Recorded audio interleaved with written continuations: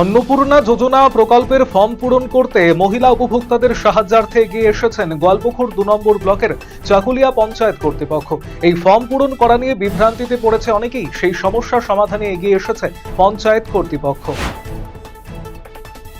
রাজ্য রাজনীতিতে পালা বদলে উচ্ছ্বসিত বিজেপি। রবিবার মালদা শহরের পল্লীশ্রী মাঠে ঝালমুড়ি বিতরণ কর্মসূচি গ্রহণ করে 20 নম্বর ওয়ার্ড বিজেপি কমিটি। এদিন পথ চলতি মানুষ, যানবাহন চালকদের হাতে ঝালমুড়ি তুলে দেন নেতা কর্মীরা।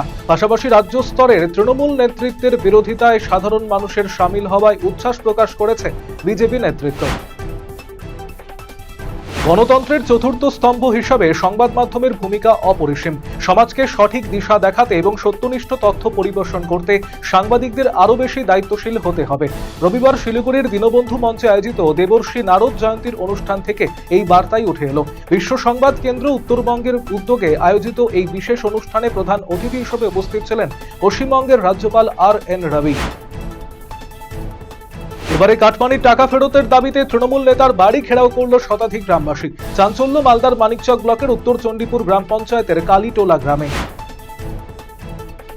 আবাস যোজনার নাম করে টাকা নেবার অভিযোগে তৃণমূলের এক পঞ্চায়েত সদস্যের বাড়ির সামনে বিক্ষোভ দেখালেন এলাকার মহিলারা। রবিবার গুড়িয়াহাটি 2 নম্বর গ্রাম পঞ্চায়েতের নীলকুঠি এলাকায় এই ঘটনা ঘটে। কেন্দ্রীয় স্বাস্থ্য মন্ত্রকের নির্দেশিকা মেনে পশ্চিমবঙ্গে ডুবে মৃত্যু প্রতিরোধে কাজ করছে সেনি। সেই মডেল দেখতে সুদূর লন্ডন থেকে দক্ষিণ দিনাজপুরে RNLI এর এক বিশেষ প্রতিনিধি দল। চাকরি দেওয়ার নাম করে আর্থিক প্রতারণার দায়ে গ্রেপ্তার করা হলো প্রাক্তন তৃণমূল প্রধান তথা বর্তমান পূর্ব মেদিনীপুরের তমলুকের উত্তর সোনামুই গ্রাম পঞ্চায়েতের সদস্যা কাজল বেরাকে। একাধিক চেক বাউন্সের মামলা রয়েছে তার নামে। ধৃত তৃণমূল নেত্রী কাজল বেরাকে তমলুক মহকুমা আদালতে পেশ করা হয়েছে।